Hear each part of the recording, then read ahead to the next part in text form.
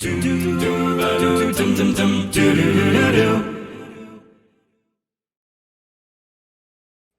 up, everybody? Welcome to We Have Cool Friends. I'm your host today, Nick Scarpino. We've got a very, very special guest. He has not been on this show for 4 years, I want to say. The last time he was so good, people were like, we're good. We don't need him back for another 4 years. That is messed up. But you know, it's true. It's true. But because here's the thing: a lot of people, you were back by popular demand. A lot of people said, these are trying times, and we need the Scarpino brothers, to talk to each other again. So please welcome everyone. My brother Matt Scarpino. Yay!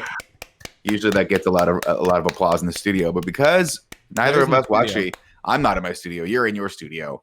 Right now. We'll get to that in a little bit. Of course, ladies and gentlemen, if you're watching this show, we have lots of cool guests every week here. Last week we had Lucy James. Next week we got Adam Kovic coming up. So please make sure you subscribe to this channel. Give us a good rating on any podcast service that you're listening to this on, and make sure you subscribe to that podcast as well. I want to give a quick shout out to our Patreon producers, Mohammed, Cameron, Vote for Reagan, Steve Rogers Powers, Lee El Pollo Loco Polero, Julian the Gluten-Free Gamer, Kieran and O'Donnell, Drew Garnier Fruit Teas, and Al the Predator Tribesman. Al, again, we apologize for giving you that moniker of the Predator, but we mean that as in like the cool 80s Predator, not to catch a predator. Today we're brought to you by Manscaped and ExpressVPN, but we'll get to that just a little bit later. How you holding up there, big cat? I'm great. Yeah, you look good. This shot looks good. Thank you. Can we talk about that for a second? Yeah. What do you want to talk about? The fact that I'm still doing stuff here? No, you are doing stuff. So that's the thing. So a lot of people, why don't you, well, I'll tell people who you are and you tell me if I got this right. Great. You have been running Go Button Productions for a very long time now. Go 5 Button, years. Of course. 5 years. 5 years. You started in set design. Correct. And you're a Sagittarius. Aquarius. I'm gonna say no to that. Mm-hmm. What month were you born in? You forget when my birthday is. October. I just don't. And I remember your birthday is in October. I just can't remember what that is. It's Libra, and one other one that when I go angry, when I do such a Libra thing to say. I'm on the edge. Scorpio. Steve's saying it's Scorpio. Yeah. Scorpio. Got it. Scorpio. But I err on Libra's side before Friday. Mm-hmm. Weekends is Scorpio. Look at this shot. I'm looking at myself right now, but I'm just gonna look at you because I'll be honest with you right now. That shot is great too, but I feel like mine's better. Yeah, yours is just a skosh better. Just the Scotiando. So for people who don't know you, actually, I'll let you do the talking. Why don't you tell people what Go Button Productions does? Yeah, so we are a design firm and a production company. And yes, I did start with set design a long time ago, and then sort of moved into production when people needed more stuff, namely you, when you worked at IGN. So we started working that and growing that. But 5 years ago, we were still doing a lot of live and a lot of design. And then we sort of pivoted into the content creation studio game heavily like 2 or 3 years ago.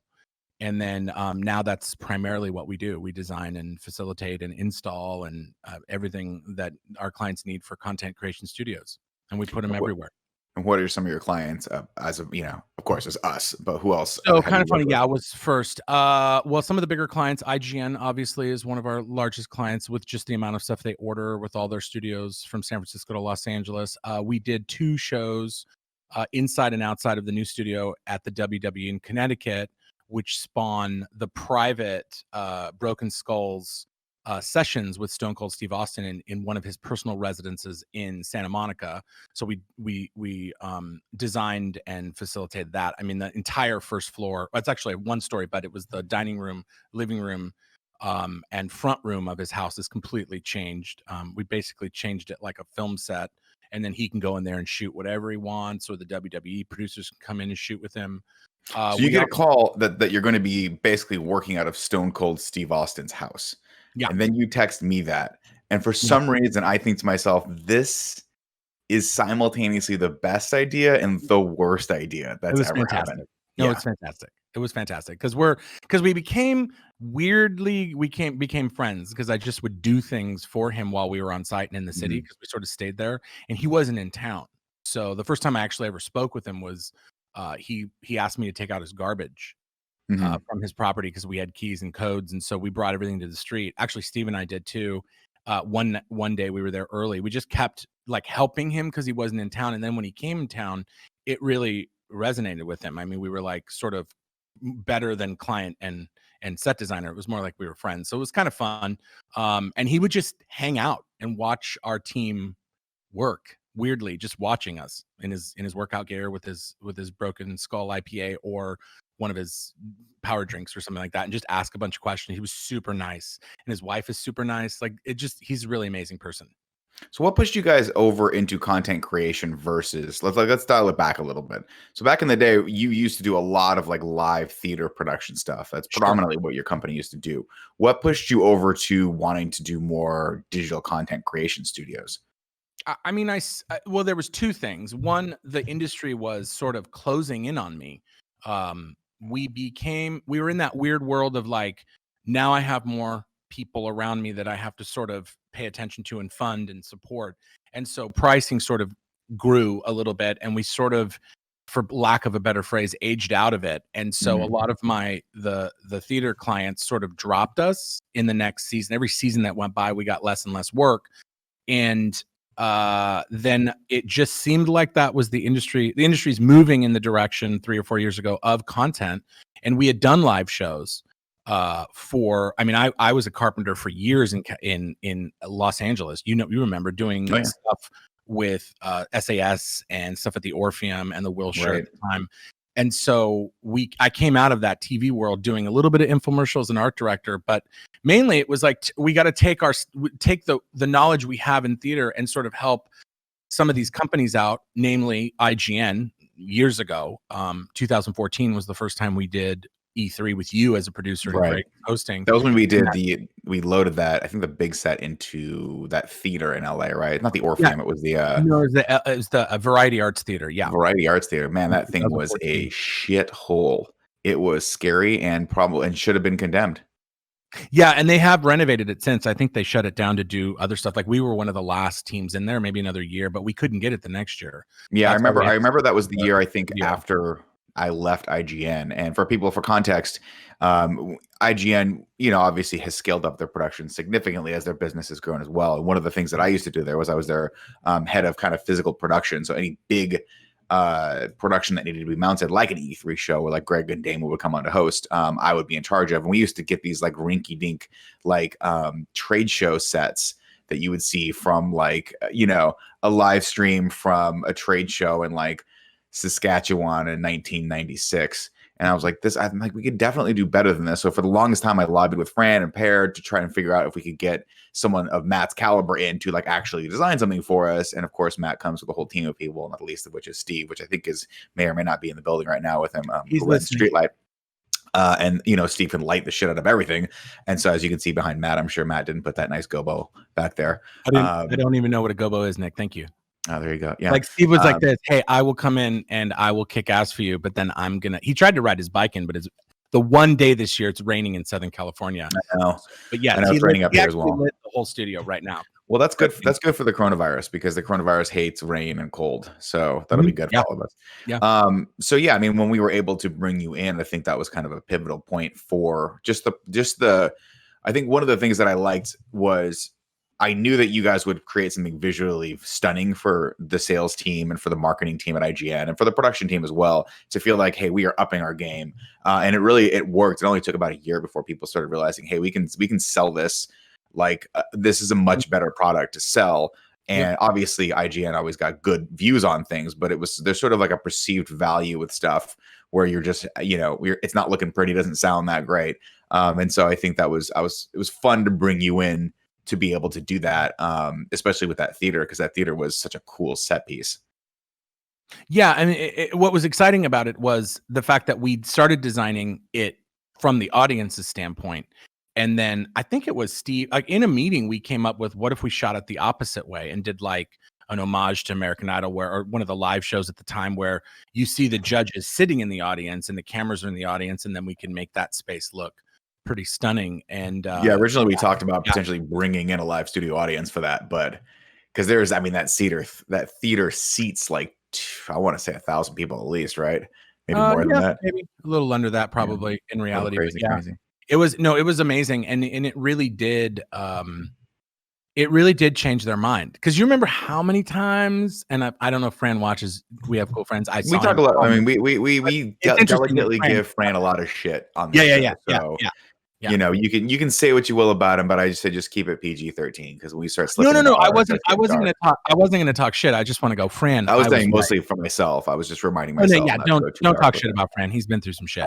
But for years, you kept trying. I mean, how many April Fools, first of the year, we have a new studio, like we have a new sponsor. How many things did I throw together? I mean, when did you move to IGN? I feel like it I was moved like up here in 2000, the end of 2005. right. So I think, 2005, 2006, and I don't think we were able to get you on a project until I want to say Oh, like 2010. No, the first one, the first real one was 2014, where we Was actually it? got paid, because that was IGN's E3 live, and Right. we did it for real. And then it started to, because everything else was, how do we change that section of the studio over there, or this office over there, and we were Right. designing. So in reality, I didn't even really put that together really just till now. It's like basically for 8 years or whatever you said, 5 to 14. So I was already designing content studios, because I was doing mini TV sets for you guys that you never could fund at the time. Right, And like you did I think you did the LA set where they would shoot movie interviews. That was like was the that first thing you before guys did. 2014? I think it was, because I think we installed that. I remember going down and installing that down in LA well before. Yeah, I mean, we can. E3 If stuff. Hannah's watching, she can fact check and text me. She's in her office down the hallway. But like, yeah, I thought the first time we were actually paid was the 2014. We're partially because we're also shooting a series of stuff right now for our new a new series that we're sort of delving into all of these past projects, which we can talk about. And she's texting me right now. It's comedy. She said 2014 was the first time. So all of that happened in 2014. So E3, I think, was the first one. Then you said, let's do the LA studio after Comic-Con. So Okay. E3, Comic-Con, LA studio, all in 2000. Might have been the proof in the pudding. Yeah, that was a fun year though. That little 1-2 punch of E3 and then Comic-Con the next year. Yep. And on some level, I miss. What's crazy is like going into, obviously we do some crazy stuff at Kind of Funny as well, but we don't. I think Comic-Con usually is we kind of go out, spread out, and we're sort of mercenaries for hire when it comes to that stuff. But it's so cool to still see walking into the big conference rooms at the Hard Rock Cafe or Hard Rock Hotel and Cafe, where they still mount that stuff. It's pretty amazing that you guys they're still able to do that. It's the best location at Comic-Con. IGN has that locked up. It's been there for. I mean, we've done. This would have been our 6th year, obviously, because we started in 14, and yeah, I mean, we knew it wasn't going to happen this year, but typically, and 2 years ago is when we started leaving the idea of the black void of IGN and then opening out to the windows. So it drastically changed the design of and how we interact with the audience and the guests, and it just sort of opened up the room, and it was a natural choice. But yeah, you said that. So for context, for people who don't know what we're talking about, that room in the what's it called, Fame Room? So it's the Edge Ballroom. It's essentially the second floor of the Hard Rock Hotel, overlooking the train tracks and the entire convention center. So it's the location to be in. The IGN even beat out the E network, when they have their slot. It's literally a baby conference room. They take a table out and they just do tall chairs and a backdrop of windows, whereas we come in and change the entire room into a shootable space and a studio. So we do all the planning too. A lot of people see the show and they thought, "Oh, Matt, the set's great." It's like, in actuality, that's why from Sets Unlimited, which was in 2014 for 1 year, and I converted, reincorporated as an LLC because we were offering more production services. So suddenly we were producing with IGN a little bit. I mean, that first year, you and I were working on it and Hannah was running around. But the second year, when they started, like Alex directed and a lot of that, the room was still needed to be, designed in the flow and how we're going to get out to the balcony with all of those guests and when are we shooting on both locations. So it's sort of it's an amazing experience for 7 or 8 days of your life. I mean, you really have to sleep before it because you don't sleep during it, as you know. And then afterwards, you can not really hang out with people because you're not especially our parents. Well, that's true.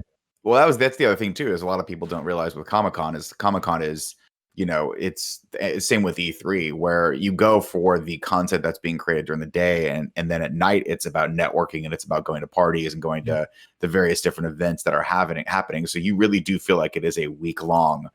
I don't want to say party because it is work, but it is as strenuous as a party. And if you are indulging in alcohol like you and I often do, by the time Friday comes around, you're sort of like Hunter S. Thompson. You just don't want to you don't want to talk to anyone. Yeah, you want to go in the forest somewhere and just veg out, right. Hungover in the pool. Sorry, to go back to that note on production though. So what you guys were able to do was something that I always thought would be really cool to do, but we never got around to it when I was producing the show, which was to open up the windows in that overlooking, and I assume just ND filter it off so you guys can have some level of control over what you're seeing in the background. But for context, like if you watch some of the later IGN shows, what you're seeing in the back is actually just what's happening. That's not an LED wall. That's actually real life happening back there with the train station and all the madness and the energy of Comic-Con, which is to this day my favorite event ever. And I don't know that Kind of Funny would ever scale up to that point, because I think that's IGN's business. But being able to have like Daniel Radcliffe, or I'll never forget when Adam West came on and Greg was hosting, and he was like, he just said wow when he walked in. He's like, wow. And said, that was really cool. Greg went, "What's up, everybody?" and welcome, and then Adam West said, "And welcome from space." It's like, we're broadcasting from space. Which shout out to Adam West, RIP, I believe. Super amazing. Yeah, God bless him. That was fun though. So segueing from that, so you guys went from basically one client to then branching out naturally. Is it weird to you that this is like a niche market still?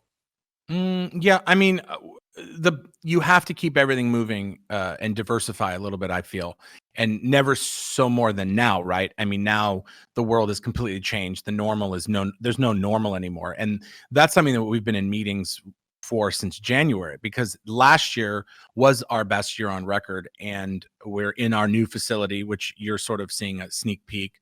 Again, there's a video coming out we can talk about, but and so I had plans to do content and to jump into the game a little bit more while the other part of the company was running.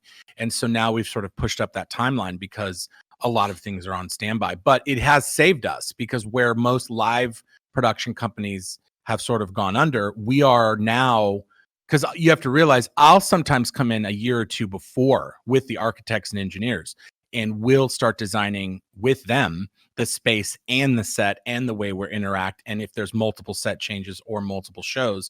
So we became invaluable in some of that, and now that is why I think our clients sort of keep us around too, is that I'm watching all of their assets when the new building happens, when the engineers don't know what they're doing, when the architects are making choices. And so I speak that language so I can sort of translate in between. Some of that I actually don't get paid for. I just can't let something go by. I have to sort of consult through the whole process, and it saves us, right? When we get closer to the go date, I know all the decisions, and I know why we made choices 6 months, 9 months ago. So we are a production company. We're also a design firm, and we're trying to do some original content now, which is exciting. But the core of the business is still design and facilitation, and we still have 3 studios on the docket. We've lost everything else, as everyone has.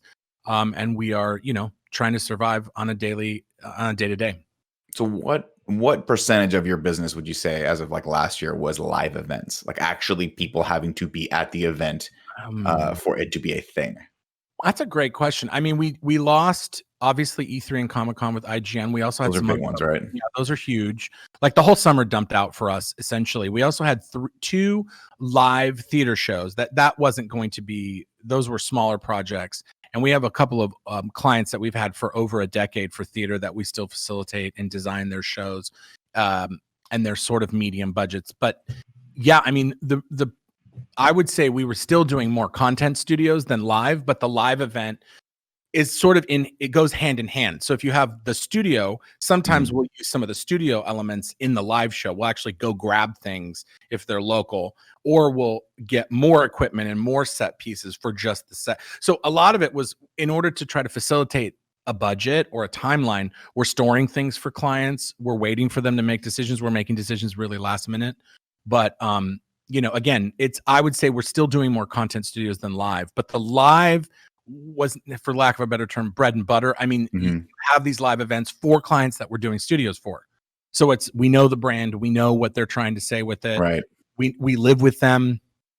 Their family. Most of the producers that I work for, I check in and see how they're doing. I mean, I just made a round of calls this last week to see if anybody's sick, how their families are doing. Are you local? Can we help you in any way with anything? Because everyone's just in this weird, like, where do we go? How do we move forward? Yeah, But that was always a weird thing was at IGN, because I was there for so long and so well known, that when I finally went around and there were people that didn't know me but knew you that worked there, yeah. I was like, whoa, Well, how and I would the reference you, and tables have people would be turned. like, I'm not sure. Who's that? Is he the big guy that smokes? And I'm like, no, he's the little guy who doesn't smoke and has a shitload of facial hair now. Yeah, I got a And big beard now. break bones. I'm No, this close to just it's shaving the cool. head too. What's Well, that? and as you know, a lot of those producers leave and go to other places. Well, And so, is that why your business has grown a little bit? I feel like it is. Yeah, we have a joke. It's like IGN does vet their people and then they leave, right? I mean, you train there at IGN and then you either stay for a long time or you go to another company. And that's why when we work with new people, I try not to frustrate anyone, because eventually I want to take care of them at their new job. Because there's nothing like, if you're a new producer, I can imagine, and someone comes to you and says, oh, we want what they have. Right. We want that studio. And the producer goes, I have no idea how to do that. And they just call me and I go, I'll give you the script. You can read this to your producer. You can read this to your boss, put me in a meeting. I'll make it look like your idea. And then we'll get the job. We'll get the studio and we'll produce it the whole time with you. So you're covered. Well, that's the thing, because it's not like so for what we're doing right now, obviously, like all of Kind of Funny is streaming from home. There is a tremendous amount of knowledge and experience that we have going into this. But also, if I have to do obviously what I'm doing, which is streaming from my weird little closet, that's a pretty Googleable thing. I could be like, oh, Discord's not working for this, or my camera's not working. How do I get my I mean, it's pretty straightforward. Yeah. If you have a question, I'm sure there's someone on YouTube who's already done a tutorial for it. But there is no tutorials for. And that was always the fun and sort of exciting thing, was when we were originally starting. I was like, how do we get a broadcast level look out of our shows at IGN, but for not broadcast level pricing, right? Yeah. I don't want to spend $3 million on a set that you would look at and you would see and be like, wow, that is a stunning set. But I want to get as close to that as possible for like sub 100K or sub, you know what I mean? So like how that was always sort of the weirdest thing that I thought the value that I thought I brought to the table, which I was like, I don't know how to do it, but I have a person that I grew up with that will help us figure this out. And then from that, obviously evolved the Kind of Funny studio, which we were crazy enough to put an LED wall back there. And now I'm not going to say we're trendsetters, but now you fucking throw, I feel like you throw a shoe in Hollywood, everyone's got an LED wall in the back there. Well, and I mean, I'm just saying American Idol, like fucking pay. Sure. Yeah. Some rights. Pay respect where respect's due. And talking about Simon Cowell right now. So going back a little bit. So how are you guys? So you've dropped off business. What is the first thought that goes to your head? You're like, well, shit, we have to pivot. What are we going to pivot into? Right. So we really made a decision about a year and a half ago to really attack the marketing behind this and sort of say, okay, we need to be ready if we get an influx, right, of work. And so I pushed my team to develop better protocols, develop better bidding structures. Like how fast can we get this information to our clients? That's something that's very flattering. People say, besides the fact that people can call me, once we're in a project, whatever happens 24 hours a day. Sometimes that's a little extreme, but it happens. And it's more like, how do we get the information back to them? And the clients love it. They're like, we cannot believe how fast you get us back the numbers, the write-up, the description, the schedule. And my response is, but I'm not here to make your job harder. And if your job's easier and you can make a decision to spend that much money that quick, then I will be ready to take that money from you, but also to, I will gladly have that. I will take that money. Thank you. So we just got better at the process. And then it was really like cold calling, emailing, checking in with people that I knew who needs what. And we still have some long hooks in some people, long-term, some people that left IGN recently who moved away. And then I have other producers recently, I just learned, that have left their jobs and are moving to other jobs. And so I just keep an eye on everybody. I send everybody really cool Christmas presents. You do. I He gave, email for context, he everyone. gave us 4 pounds of C's candy. Well, you know, I mean, you can't, like, when grandma had literally candy on me her and table Kevin every Christmas. Me and Kevin got family, so sick off that candy, not in a bad way. You're not No supposed to eat regrets. 1 pound at a time. Zero. Well, Kevin, correct me if I'm wrong, but you liked the little like almond roca, Yeah, like all the nuts, ones that right? look like cat turds and pull They out look like kitty cat litter. poop. Yeah, you like kitty litter. That's so Yeah, good. They're so good. Yeah, all right, I'm a huge those partial. I'm a fan of the Bordeaux's. I like those little ones, little chocolate sprinkles. No, there's on top nothing of that says great. I mean, and especially in other parts of the country where C's you just can't drive down the street and get C's candy. I mean, we sent probably 10 pounds of chocolate to the WWE, and one of my producers was like, "Oh no, I'm not sharing. That's going home, and my daughters and my wife are going to eat it." And I was like, "You should do that." Because nothing says let's hibernate more than just compact sugar. Let's develop diabetes the right way. Exactamundo. Let's get so you guys, so business starts to come down, and you start picking my ear on the potential of making a content studio. Yeah. As this, like, so you guys just moved into a new building. I don't know if you want to talk about that or not, but obviously you have been able to move in, and I'm super jealous because it was relatively painless. So you're sitting in your new studio right now, right? Let's like show. Well, I guess you guys are going to do a video, but can you turn the camera around so I can see kind of what you're looking at here? Sure. So I don't know if I can. Possible. Are you on your laptop? It's actually sort of dialed in. Yeah. I mean, I can try. Don't worry about it then. Don't worry about it. It's okay. No, but what we can do is, because like what we have going on is, so we decided to sort of put our money where our mouth is, and we've been shooting sort of a series of videos that we're going to drop on the new network, Go Button Productions on YouTube, which we started with the video on Friday just to sort of warm up the network. I haven't been on since Midlife Ballers. We haven't done anything with YouTube or live stream because we got so busy with production. I just said, I don't really care about, I don't care about that. And so, but now I do. The thing that we're doing now, I was shooting to do after in August, like do like the second part of the year. And, you know, stuff changes. So you sort of go, nope, we're going to pivot back into this and just see what happens. I guess I got dropped from the call. Give me 2 seconds. Okay. Continue. 1 second. But live does this. So you have to be ready for live. Did you get your soda, Old Man Rivers? Fuck yeah, I did. Dude, that beard is delightful. It's going to keep going. That's the question I have for you at the end. Do we like the gray, or can we make it not look like you're 40-something? You know what's funny about that is I don't care. Purple? Can you do like the kind of funny blue? Kind of funny blue? Wait, are we recording still? Do we start recording early, Kevin? Because this is gold. This is the reality. Just to be clear, we never cut. There's like 5 minutes of me. People. This is what you deal with when you have an older brother. He was professional for 25 minutes straight, and then it took him 25 minutes to go from that to just giving me shit about the gray of my beard.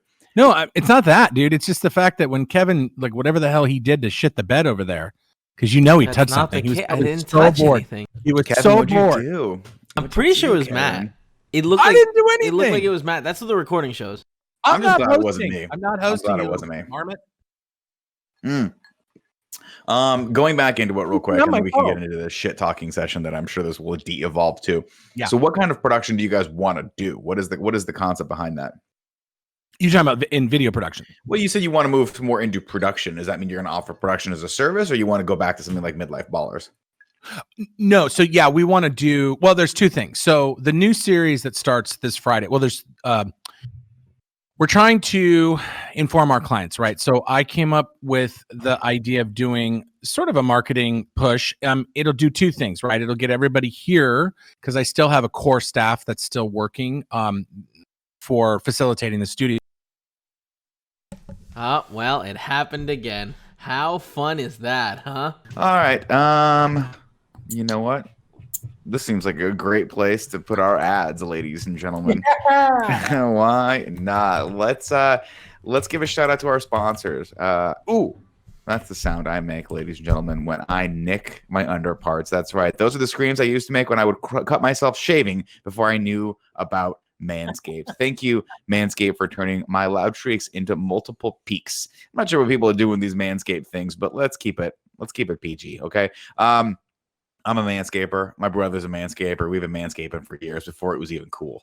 I'd like to think that we were the originators of both the LED walls and manscaping. But I don't have a lot of proof to back that up. Men, start taking notes because Manscaped accidents are finally a thing of the past. No more cuts and nicks with the Manscaped Lawnmower 3.0. This is their 3rd generation trimmer featuring advanced skincare technology, so you keep your bad boys nice and smooth. The Manscaped engineering team spent 18 months perfecting the greatest ball hair trimmer ever created and just released the new and improved Lawnmower 3.0. When I tell you this is premium, I mean premium. The battery will last up to 90 minutes, so you can take a longer shave. Tell you what, if you're taking 90 minutes to shave it down there, you're doing God's work. One of the coolest features is the LED light, which illuminates grooming areas for a closer and more precise trimming. And let's not forget about the charging stand. Show your mower off loud and proud because this intelligently designed stand is a rapid charging dock powered by USB. So many people have written stories about how the Lawnmower 3.0 has changed their lives. They even included pics so I could see the smoothness for myself. They are not kidding. And part of me desperately wants to just keep all those for later. Get 20% off free shipping with the code morning at manscaped.com. Your balls will thank you. Here's that deal one more time. Get 20% off and free shipping with code morning at manscaped.com. That again is 20% off and free shipping at manscaped.com when you use the code morning. Your partner, your peep, and your balls will thank you. They put dick, but I put peep in there because I thought it was cuter. Next up, ladies and gentlemen. Okay. We have ExpressVPN. Okay, so we all know ExpressVPN protects your privacy and security online, right? But here's something you might not know. You can also use ExpressVPN to unlock movies and shows that are only available in other countries. Now, that so many of us are stuck at home. It's only a matter of time until you run out of stuff to watch on Netflix. So this week, we've been using ExpressVPN to binge Doctor Who on the UK and Netflix. I'll give you one guess as to who put this bad boy in there. It's so simple to do. Just fire up ExpressVPN app, change the location to UK, refresh Netflix, and bada bing, bada boom, that's it. See, ExpressVPN hides your IP address and lets you control where you want sites to think you're located. You can choose from almost 100 different countries. So just think about all the Netflix libraries you can go through. There's nothing that makes me happier than when I travel to another country and a show just pops up on my Netflix queue because I queued it a while back and we lost the rights to it here in America. But guess what? It's still available in London or Japan. Boom, ExpressVPN can help you with that. Love anime? Use ExpressVPN to access Japanese Netflix and get Spirited Away. Great film. But it's not just Netflix. ExpressVPN works with any streaming service, Hulu, BBC iPlayer, YouTube, you name it. There are hundreds of VPNs out there, but the reason we use ExpressVPN to watch shows is it's ridiculously fast. There's never any buffering or lag, and you can stream in HD, no problem. ExpressVPN is also compatible with all your devices, from phones to media consoles, smart TVs, and more. You can watch what you want on a personal device or on the big screen, wherever you are. Here's how you take advantage of this. If you visit my special link right now at expressvpn.com/morning, you can get an extra 3 months of ExpressVPN for free. Support the show, watch what you want, and protect yourself with ExpressVPN at expressvpn.com/morning. All right. Now, evidently the internet wants us to not talk about your production. The Scarpino brothers. What's that? It doesn't want us to talk about stuff. It sounds like your mic is going through your camera or your laptop right now. Oh, is it? Mm-hmm. It might have changed again. Hold on. Yeah, if you go to your settings, you might be able to pop that bad boy back on down at the bottom. No, I don't. So we'll do that real quick, ladies and gentlemen. If you're wondering why there was a weird change in quality for everything, it's because Discord, I think, just shot itself. Yes. I think finally said I've had too much of this and just put a bullet through its head. Because it shit out on us twice. If you go down to the little how do I sound now? You don't have to sign out. You can just go to the little 3 dots. How do I sound now? Oh, you sound better now. Yeah, that's better. Because it went to the default and didn't go to the USB. Okay. It always goes to the default, ladies and gentlemen. Default. Right. So going back to your content creation. So you want to do basically like a lot of stuff just showing what clients can take advantage of with GoButton. So this next Friday coming up in 4 days, we're going to drop our first big video that is who is GoButton, right? I thought a little bit of marketing, a little bit of what we've done so far. And then the week after that starts a series called GoButton Made. So we usually hashtag GoButton Made on our social media. It's all like fledgling right now. And we're trying to get it up and running. But we have over 20 projects that we thought, hey, we're not doing anything for the foreseeable future. So why don't we practice content and create some stuff that I think people would want to see. Not long format stuff, maybe 3 minutes, maybe 5 minutes, depending on what the show is, but it might be kind of fascinating. So, I'm trying to design it so it doesn't and produce it so it's not like we're making a house TV show.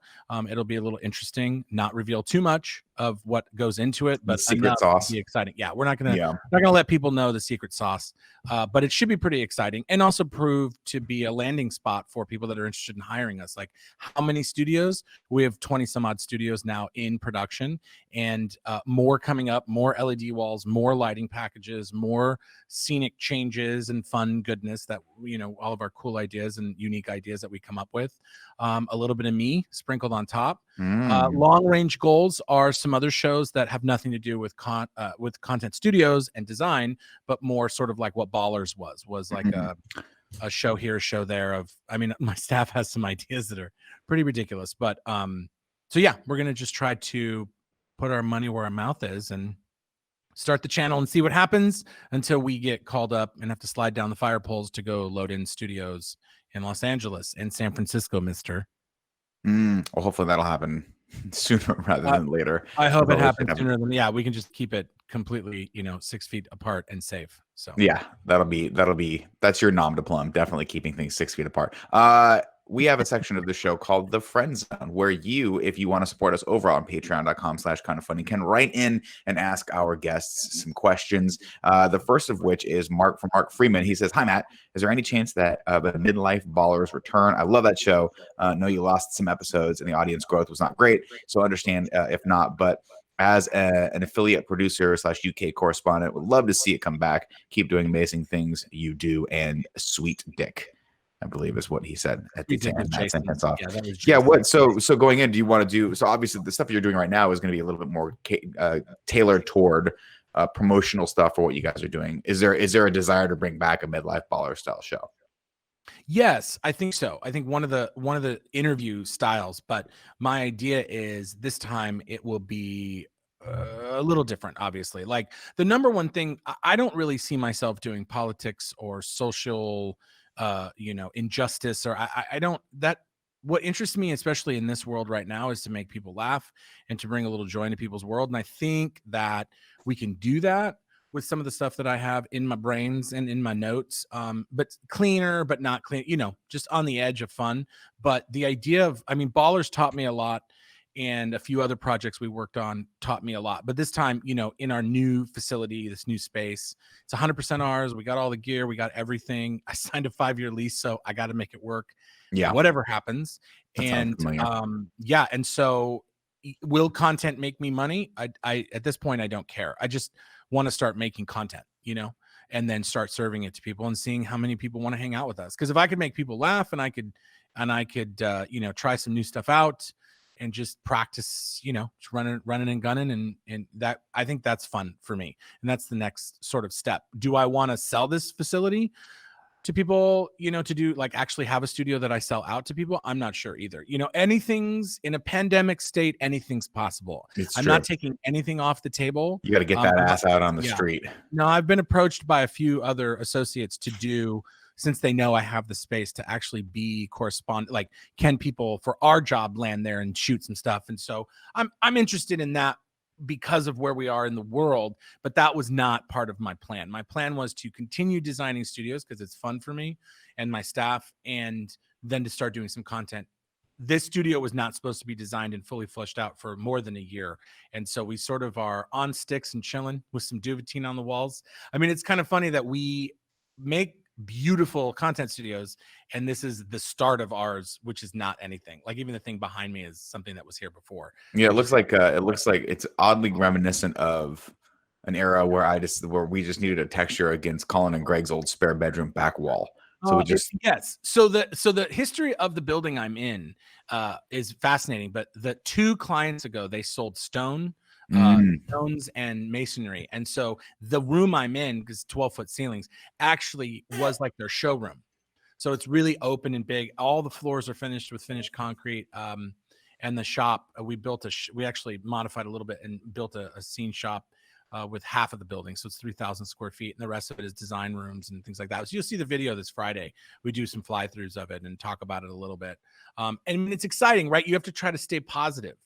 We can't say, oh, we don't know if work's coming in. Again, you just have to be sort of ready. And I have financial planning phase 1, 2, and 3. If we get to phase 3, it's like DEFCON 5, like we're at war and I don't know what else to do. But right now we're just sort of relaxing into it, trying to stay safe and healthy and, create content and have fun. Josh Ivy over on the Friend Zone asks, what's Matt's favorite way to get under Nick's skin as kids? But what I really want to hear is Matt beatbox. So he has 2 things right there.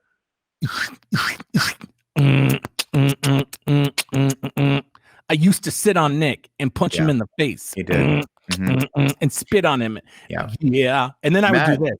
Hey, penis. And his Yeah. friends would go, why is your brother calling me why is he saying penis? And he'd fucking hate that. And then one day he got really big and powerful and punched me with his jujitsu.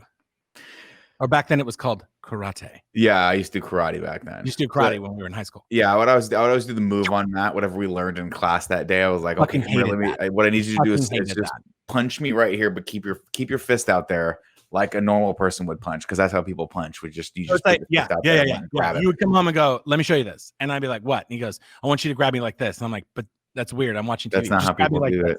Yeah. Yeah. And then I would like do whatever you said. And then you would throw me on the ground. I'm like, that's not nice. Yeah. But it helps when the person's not pushing back, is what I've learned through 3 years of jiu-jitsu now. It's a lot harder when the person goes, no, I'm not going to let you do that. And you're like, oh, fuck. Yeah, well, I don't think you could throw me right now, though. At 285, could you throw me? Could I throw you right now? Could you like do something jiu-jitsu style with a 300-pound man? No, I mean, I wouldn't try to like throw you. I would probably just, like choke me out. No, I mean, just a takedown of some sort would be in order. But I don't think throws are actually a lot harder to get than you think. Whereas a trip or like a takedown, like a double leg takedown, is a little easier. Because I feel like what we should do is we should start a show where we just shoot the end of movies, and the first one should be, we'll flood the front yard. I will be Gary Busey. You will be Mel Gibson, and you will put me in that leg choke, whatever the hell he did with that cool ding ding ding ding ding in the background, and you're just choking me out. And I'm like, Riggs. I believe it was a triangle choke, if I'm not mistaken. And I think the reason they did that was because I think Hodger Gracie, or one of the Gracies, was actually a fight choreographer on that. And so he put him in some jiu-jitsu, which is pretty cool. It's actually one of the first films I've seen that I can remember seeing that actually incorporates some level of jiu-jitsu, largely because it's not very fun to watch once it's on the screen. It's a lot more fun to watch Taekwondo. But that shit was dope. Yeah. When he did that. To answer your question, Josh, any which way he can is how Matt gets under my skin. I don't know if we'll actually include it in this episode, but he was just talking shit about the gray in my beard right now. See, this is what he does. He goes, I'm not great. That was like, I was just asking a question. He goes, it's very passive aggressive. It's wow. Do we like he'll start off with a little bit of a compliment, but it sounds like a compliment, but it's not a compliment. We'll go, wow, that beard, really big beard. I'm just wondering if like, how are you going to get it out of the way of your penis when you have to go to the bathroom? Like, well, I mean, I use it as sort of a penis warmer. I'll just wrap it around the boys and girls down there. Oh, and just pop them up. That's nice. Yeah, exactly. And then of course from that, you're like, okay, here comes he'll be like, what's going on with that beard? And you're okay, here comes the shit right here. It's coming. I'm about to be in the suck, as they say. It's just because I can't grow that. Because if I do, you can grow it. Oh. No, because I look like because I'm fat now. Santa Claus. I mean, it's all white on the weekends before Carrie makes me shave it. It's all white, 100% white. So you had a beard back in the day, though, right? Yeah, I showed you that photo with Dave. When we were in God, that was so San creepy Bernardino. looking. Yeah. No, but you never let it grow thick. We look like Rialto Vice or like Redlands. Yeah, Vice. It was. Or you guys Vice. That was my joke. You Kaipa Vice. You guys were very into. Yeah, we definitely. Well, we'll use that. Maybe we'll use that as a thumbnail so people can see it. Yeah. But yeah, back in the day, you had a couple friends that were really into swingers, like that movie Swingers. Oh God, yes, yeah. And they really liked to dress like that and go swing dancing, and it was odd. Yep. And what was funny is you dressed like that, but you didn't dance. You weren't like in the culture. You just thought it was cool to wear suspenders a lot and have frosted hair. Right. Yeah. I mean, frosted hair didn't come with the suspenders. That was later. But no, that was the size. Those are the style of those suits. The green one, the green one that I had, the first suit I had with green had the suspenders. And I was like, why am I wearing these? And then you got those weird shoes.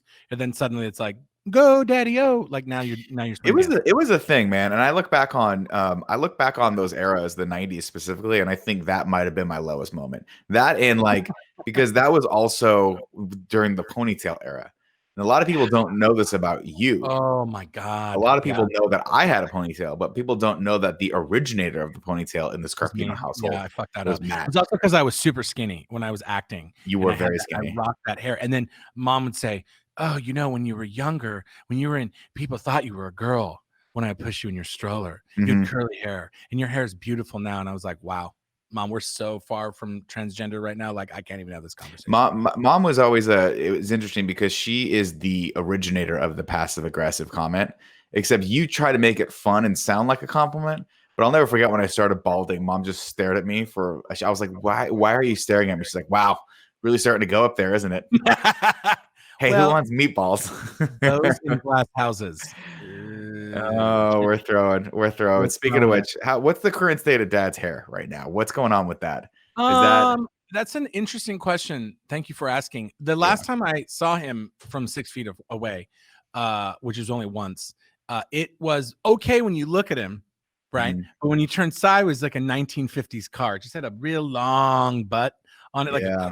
the hair was curled under, and Uh-huh. so it was. I don't understand. It's like weird party up front, business in the back, or vice versa. Well, But he looks like an accountant from the 70s. he used to shave it, and then mom thought it'd be a good idea for him to start to grow it out. Oh, And gross. now it's just everywhere. It's I want everywhere. to tell him to watch this show so I can reinforce what I said the other day. Please shave your fucking head I, because there's too much COVID could get in there. No, shave your a head. lot of there's a lot of room for COVID in that. Well, but what's funny in the is you spindles. got the hair helmet, but yet he trims his legs and then she nares his back. And I'm super confused about all of that Manscaping. None of that is the right story, right? It's not the same thing. You either go bald like me and you shave everything, and I mean everything, and you nair everything, or you don't go. This is the cultural thing, right? This is the generational thing, is that our father's generation didn't believe in manscaping. Our No. fathers like looked, and then they'd see like guys, they'd look at the guys like James Caan, who had like the just the puffs of hair on the shoulders and the back So hair, disgusting. and it was disgusting, It's right? so But like disgusting. our father's generation was, Burt Reynolds, the hairy everything. It didn't matter. Yeah. You took your shirt off and you had a second shirt on underneath there that was homegrown. It's disgusting. So Pop, I don't think really has grasped the concept of once you Bald. start trimming one part of your body, it sort of dictates what the rest of the body. I mean, needs let's to be real. follow. He's like a human golf course, right? Like he's Yeah. smooth on one side, and then there's the rough. As you start to pan out, where you can't find the ball anymore. You could use that in one of your stand-ups when you get back. One of the other days, I forget what I was talking about, how he wipes his ass, and he was like, he texted me. He was like, "How the fuck do you know how I wipe my ass?" And I was like, "Well, I did pay attention back in the day when I was a kid." I'm Like, super that was confused something- how you know that too. Is there? What do you he mean? taught me one day how to use toilet paper. I was like, Oh, no you're talking human about that story, yeah. But I was then, like, then no he jumps human right being into would a use toilet bathroom. paper like that. That's Then a he jumps weird. right into the toilet or the tub and takes a shower. And I'm like, you're Well, gonna that's shower every smart. time you shit? That's a lot of showering. That's smart. That's smart though. That's just Wow. that's America's response to the bidet. Hey, Europe, you have little tiny bidets. We have showers. That's what we're gonna do. Get in but there then, and like, hose out what the if- rain gutter. But you know as well as I do, because we're all the same at the core of who we are. Yeah, there's a lot. There's a lot in there. There's a lot to scrape off, and how are you gonna Yeah. I mean, I go with the man wipe. And So you've always been a man wiper. I'm not a man wiper. If I have found it on the access big to a ones. bidet, I'll get in. I'll get in the bidet easily. No, for sure. but I don't understand. Do you use a rag or do you use your hand? Like, how do you For the bidet? Yeah, are you like just scooping and pooping? Like you like trying to get that? It's like No, I think like, I mean generally, I don't really want to speak for other people. I don't want to put words in everyone else's mouth as far as England is concerned. But I think generally what you'll do in Europe is they still give you the toilet paper, so you wipe, and then once you feel like you've gotten to appropriate amount, you turn the spigot on, and then you would do what you would normally do in a shower. Okay, so to you're clean that dry part. and then you're wet. See, that's too not efficient. That's inefficiency. I go. Well, I mean, you could probably 1 to 2 go clean in. wipes first, and You can could probably really just scrape dive into the peanut butter deep end off if you that. wanted to, if you don't mind having to wash your hand afterward. No. But, Oh God. you know, God. I feel That's like, like when so like I feel like most like in Japan, I think that there's a little stream that just kind of cleans it out, and then you use toilet paper to kind of like get whatever's left in there. But I feel like if you just wanted to take a hose in your hand and just go to work, fucking putting the wall. Why not? Nope. Yeah. Not spraying that mud. Let's de-spackle the wall. How about that? I'm just gonna clean one. Mm-hmm. Well, and the funny part is, once, like 6 weeks ago, when there was no toilet paper, I ordered a bunch of dude wipes, which I think Amazon bought them out years ago, and so it went out. And if you were already a subscriber, you got your dude wipes every week because you can get them every week. Well, I've been using CVS wipes, and those were 5x5 or 4x4. They were small. They were the size of your hand. Sure. And then you go to the dude wipe, and it's 7x7, which is like a tablecloth.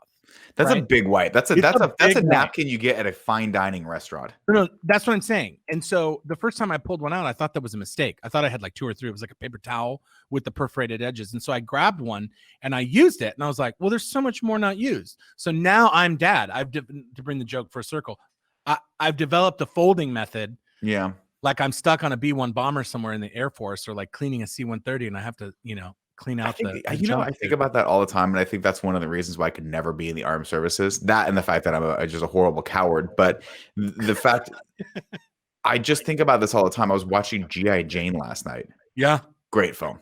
It's great. And I was like, I think I could probably get used to the physicality of it all. I think I could probably get used to the dirtiness of it all. But where do you poop, and how do you clean your ass? Because I can't imagine a more uncomfortable feeling than you're like 3-4 days out into the field, and you're just, that grimy feeling you get. Where do you think I came up with the idea? I was stuck on site. You're on set for like 12 hours a day. Mm-hmm. You cannot have the fire from beneath. You cannot have the Phoenix rising. You cannot have Red Dawn.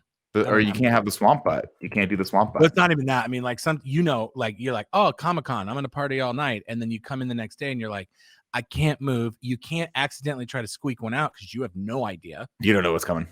Like I did. I mean, when's the last time you shit your pants? Exactly.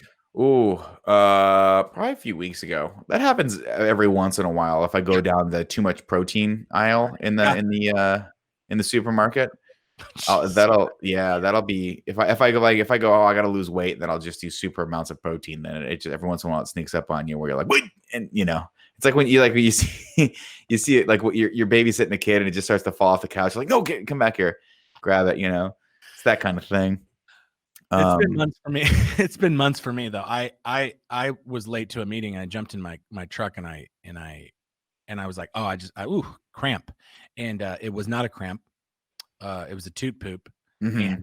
And I literally had to like Mission Impossible out of the truck because I wasn't sure where things were gonna, land or stain. Yeah. And then my wife says, why are you showering again? And I was like, just stay in there and leave the door shut. Why are you showering? Why are you also doing laundry? You're like, same reason. Leave me alone. Stay in bed. Don't look.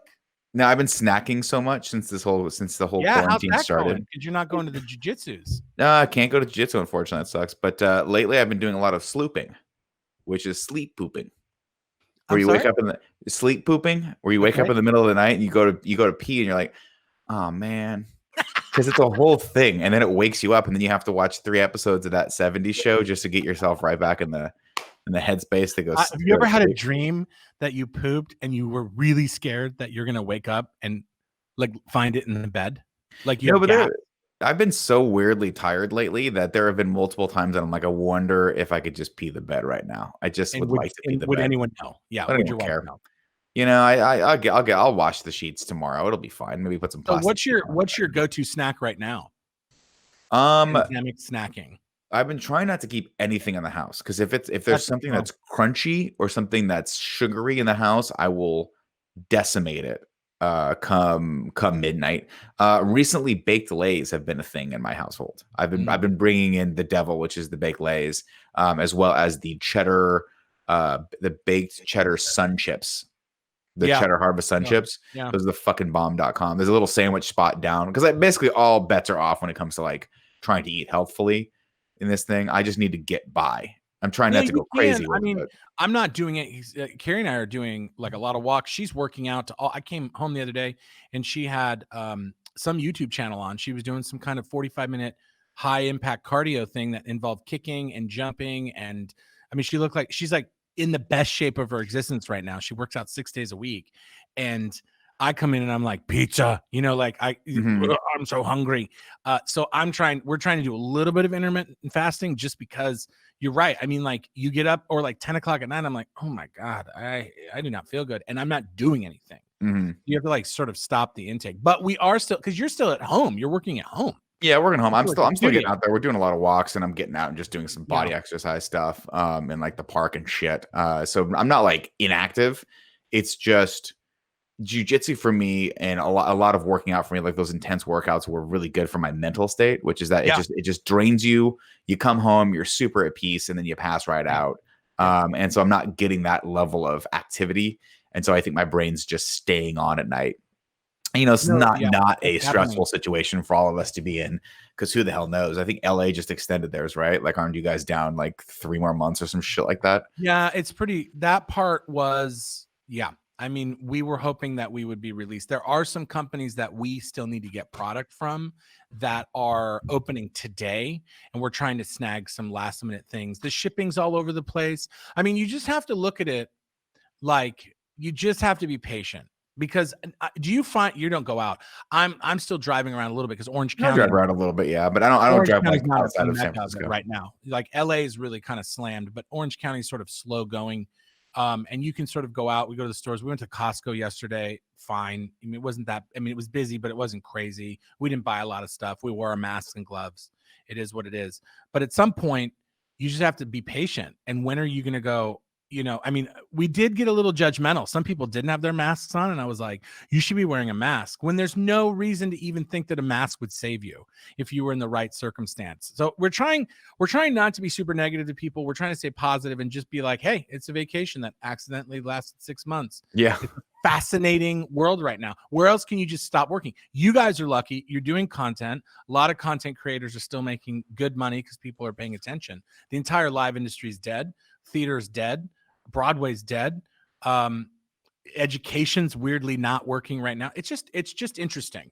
And so I said, we gotta, when we come home, we don't watch the news. Or when I go home, Carrie's not watching the news. And when we're here, we try not to talk about it. We try to do other stuff. What can make us better here? Training, cleaning. I mean, we clean a shitload, even though there's not that many of us here anymore. I know. I mean, that's the you do thing too, is skincare. like we're just trying to find a routine. Like we've Mhm. settled into a rough routine that's good. It involves a lot of walking. Yep. The other day I was craving a cookie, so I asked Dee if she wanted to go for a walk with me, and she was like, "Sure." And then I walked her all the way over to the cookie shop, which is like half a mile away. She was like, "Are we just going? Do we just burn 50 calories so you can pack on 400 more calories?" I'm like, "That's how this works. That's how Mhm. this works. That's what's up." I needed a peanut butter and chocolate chip cookie stat. Yeah. But I We're don't know. cooking a lot and baking a lot. Carrie's baking a lot, which is delightful. So we just have to not eat everything she bakes and Oh eats. my god, that'd be the Her worst. bakes and cooks. I would eat them It's pretty all. cool though. Like the other day, I made shish kebabs, 16 skewers of shish kebabs because I What cut too many pieces what of chicken. brought that on? What you said to yourself, you know what I haven't had in a while? A shish kebab. Everything. No, she's literally my wife is amazing. She subscribed to the New York Times, then started following all the New York Times dietary like websites, like here's this menu and seeing pictures that look good. And she started experimenting. It's almost like that movie with what's her name, Julia and Julia, or whatever that movie is, where Julia is the name yeah, of is the that what movie. it's called? Yeah. And where she tries to cook everything in good cooking. Carrie's, she's delivering a lot of product. I mean, we're not cooking too much because obviously there's just the two of us, but out of a 7-day week, she'll probably cook and bake like 4 of those days. And the rest of it's like sometimes you need Chick-fil-A or whatever you're doing if you have still food open, fast I'm food, not a huge Chick-fil-A fan, but I did over the weekend order. Taco Bell. Finally, no, I was trying to order Taco Bell, but when I was, for some reason they've been weird on Postmates. They haven't been able to deliver to me because Yeah. I think they had like weird hours. So finally, I was like, I'm gonna drive over to the Taco Bell over on Geary and just see what the situation is. And I drove by and it was open. But then as I went to park my car, there was a homeless man standing there just gushing blood out of a cut in his forehead. And I was like, I Do am going to not keep need driving. I'm Taco just going to Bell keep anymore. driving. Yeah, I don't need this at all. This is the environment that I'm going to put into my body. That sounds bad. So I did what any red-blooded American would do is I drove away McDonald's. and I ordered a round table pizza. That's what I did. Oh, so good. Now, here's the problem with round table pizza is that here's the biggest sin of what's happening right now is that it's really shed a light on all of these delivery services and how fucking snaky they are. Mm-hmm. Every single person now has a minimum where like you have to spend $35 in order to get anything delivered to you. And I'm like, well, but like $35 of Taco Bell would be so much Taco Bell that You would go into a throw diabetic up. coma. Yeah, you can't do that. But $35 of it. $35 of a round table pizza is do I get the $15 personal pizza, or do I get what I wanted to get anyway, which was the extra large pepperoni pizza with extra sauce, maybe a little extra crispy. We don't know. So that's what I got last weekend, and I'm happy to say I ate the whole thing. I ate the entire thing. Not in one sitting, but you get your first push, then you graze, then there's second meal. Yeah. So we got it for dinner, and then I had a couple more slices for midnight snack, and then lunch. What does that look like 24 hours, 48 hours out from the protein body that used to do jujitsu? Oh, it's really weird because normally I eat very clean, and so when I throw those sort of like weird artificial bricks into the fire, that's like being at mom's house after Christmas. Mom's house fucks me up for a month. Every time I eat that, I mean, actually, she cooks with actually pretty decent ingredients to the point where it's so good you have to eat like all of it. Yeah, that's like, I'm never gonna leave. It's less about that and more about the quality of the ingredients that go in. So mom's stuff, like she cooks everything from scratch, so it's all good quality ingredients. It doesn't fuck me up that much. But like when you eat food that's barely food, where you're like, what genetic chemist put this weird concoction together? It fucks up my body. It keeps me up. I'm like, all of a sudden my beard starts smelling like pizza, and I'm like, I know I cleaned this thing. What the fuck happened? Did I get stuck in there, or what's up? I like the Rogue One camera. My camera left, you're right. There's like one hair right by your mouth that's 14 feet long and white. Do they, Gandalf? Do they? That's the other one we could do. I'll be Frodo, and you could be Gandalf. Oh, I'm gonna get my fill of that because we're doing Lord of the Rings in review, and Andy talked Tim into us doing the extended cuts of the movies. I mean, I cannot think of something that would be more fun than to watch Lord of the Rings and then talk about Lord of the Rings. So good on you. Well, if you'd like to guest on that show, you can you can sit and take notes on the plot of each episode. And the shortest extended cut from what I've been able to see is 3.5 hours long. That's the shortest extended cut. It goes all the way up to 4 hours and 5 minutes, I think. That's his unedited cut. Like, why are we putting that much into a film? Dude, indulgent. It's 3 films. No, it's like 15 hours of hobbits running around with their preciouses. I don't know. I do not know. But you know what? This has been a blast. We should have you guys back on once you have all your content up and running. But tell people where they should go right now to subscribe for this new shows that you guys are doing. Awesome. Yeah, YouTube, Go Button Productions on YouTube. You can follow us at Go Button Pro on all the socials. And, you can go to our website and drop us a line too at gobuttonproductions.com.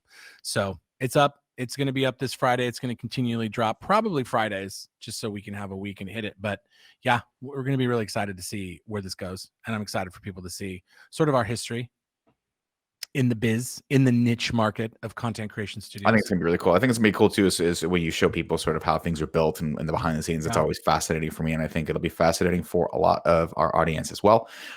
Thanks for joining me, dude. We'll talk.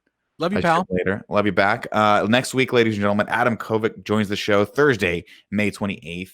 Around 11 o'clock Pacific time here on twitch.tv/kindoffunnygames. And also that'll be uploaded to podcast services and our YouTube channel over on youtube.com/kindoffunny. Please go over there, subscribe to that if you liked any of this.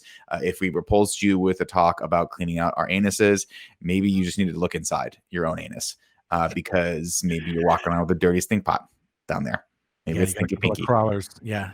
You got to put a finger up there eventually. But you got to just check the temperature of the turkey. It's check the oil. Yeah, you got to check the oil. Check the oil. Make sure everything's working. That's better. Until next week, ladies and gentlemen, it's been our pleasure to serve you.